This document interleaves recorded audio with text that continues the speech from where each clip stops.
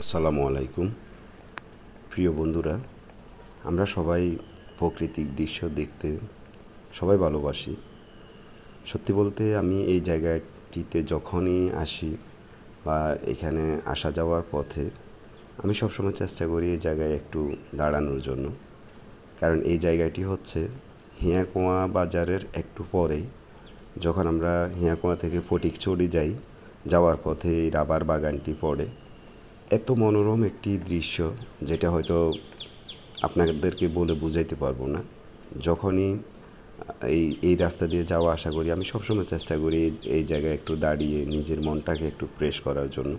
কারণ এইখানে অনেক সুন্দর সুন্দর গাছগুলা, সারি সারি গাছগুলা দেখা যায়। তবে সবচাইতে বড় বিষয় হচ্ছে আমি যখন গতকালকে এই জায়গা দিয়ে যাচ্ছিলাম, তো এখানে আপনারা জানেন যে আমাদের ওয়েদারটা এখন খুবই একটু খারাপ।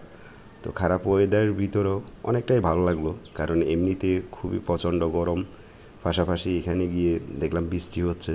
তো যখন এই গাছগুলোর নিচে দাঁড়ালাম তখন কিন্তু বৃষ্টি বোঝাই যায়নি যে আসলে উপরে বৃষ্টি হচ্ছে, কারণ নিজের মাথার উপর বা নিজের গায়ে কোনো বৃষ্টি লাগেনি।